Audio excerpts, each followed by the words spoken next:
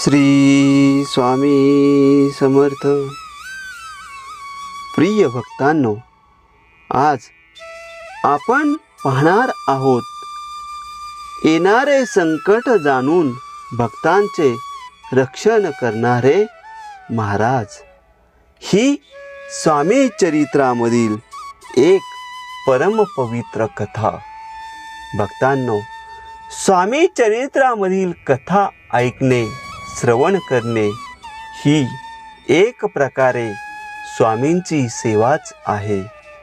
स्वामींची सेवा केल्याने संसारातील अनेक अडचणी दूर होण्यास मदत होते. जीवनात सुख, समाधान, शांती प्राप्त होते. याचा अनेक लोकांना अनुभव आलेला आहे. अशा या परम पवित्र कथेला सुरुवात करण्यापूर्वी कमेंटमध्ये श्री स्वामी समर्थ असे लिहून स्वामींचे आशीर्वाद मिळवूयात आणि चॅनलला सबस्क्राईब करूयात. श्री स्वामी समर्थ. अक्कलकोटास एका रंगपंचमीस राजवाड्यात दरबार भरला होता. चिंतोपंत कारभारी यांच्या घरी श्री समर्थांची स्वारी असल्याने त्यांना दरबारास जाण्यास उशीर झाला. त्यावेळी राजाकडून त्यांना बोलविण्यास जासूद आला.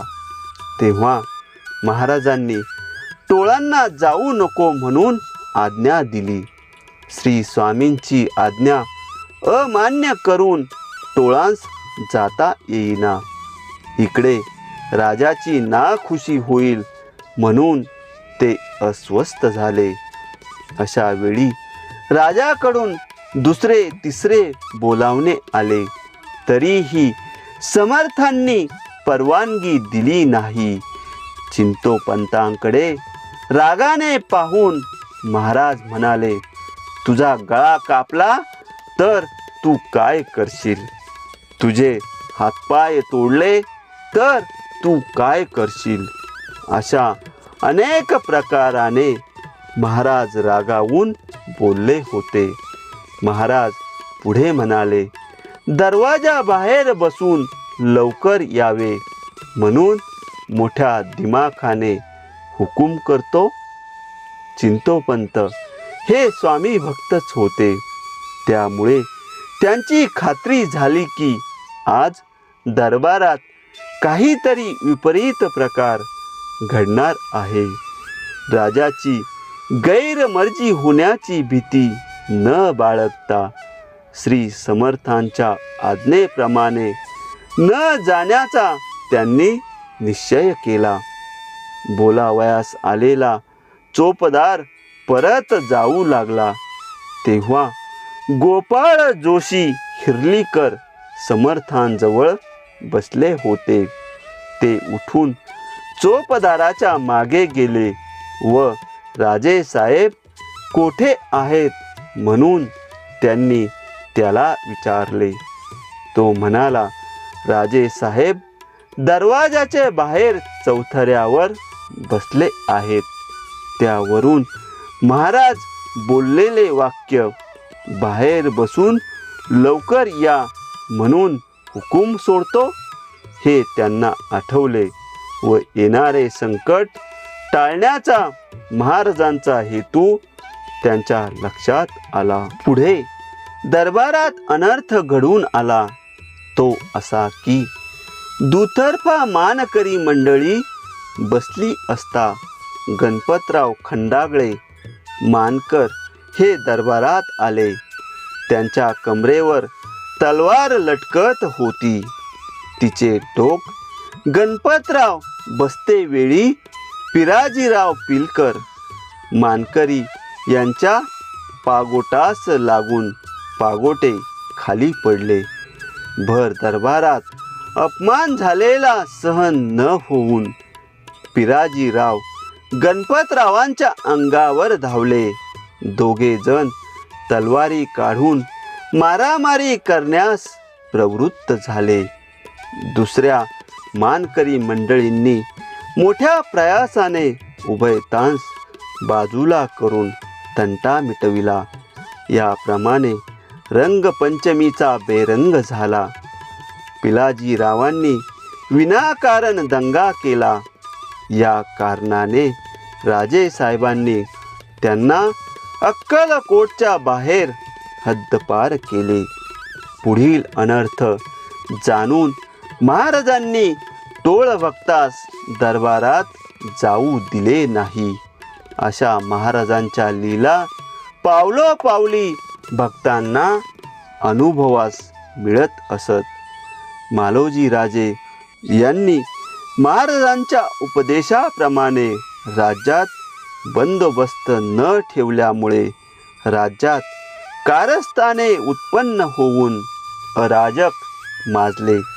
तेव्हा सरकारने ते राज्य जप्त केले व राजेसाहेबांना मुंबईस घेऊन गेले. राजवाडा रिकामा पडला. काही दिवसांनंतर समर्थांची स्वारी राजवाड्यात येऊन राहिली.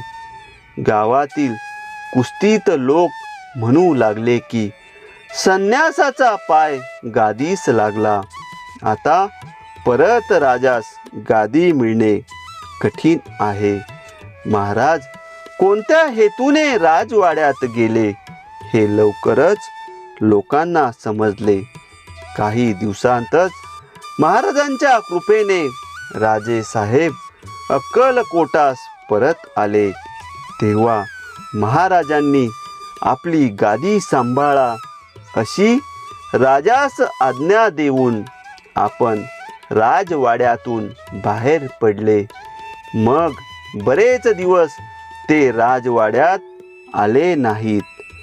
इंग्रज सरकारने पूर्ण अधिकार राजास न देता जप्ती खुली करून रिजंट नेमून कारभार चालविला.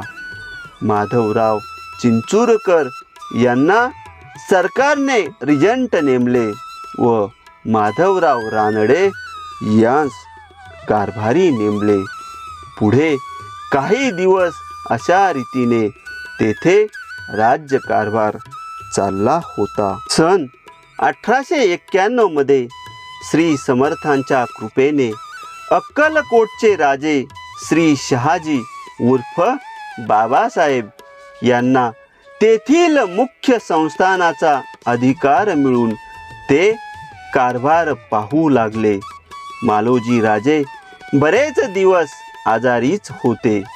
त्यांचा आजार वाढतच गेला. ते महाराजांचे श्रेष्ठ भक्त होते. समर्थ त्यावेळी गावोगावी फिरत होते. अंतकाळच्या वेळेस समर्थांचे दर्शन व्हावे म्हणून त्यांचे लक्ष श्री समर्थांकडे लागले असताना श्री समर्थ एकाएकी महाराजांच्या गादीजवळ येऊन उभे राहिले. तेव्हा राजाला त्यांनी दर्शन दिले.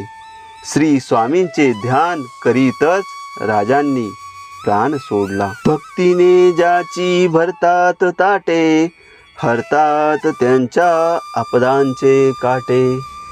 भक्तांनो, अशा प्रकारे स्वामींची ही परम पवित्र कथा संपन्न झालेली आहे. पुढील परम पवित्र कथा ऐकण्यासाठी चॅनलला सबस्क्राईब करा आणि स्वामींचे आशीर्वाद मिळवण्यासाठी कमेंटमध्ये सर्वांनी श्री स्वामी समर्थ असे लिहा.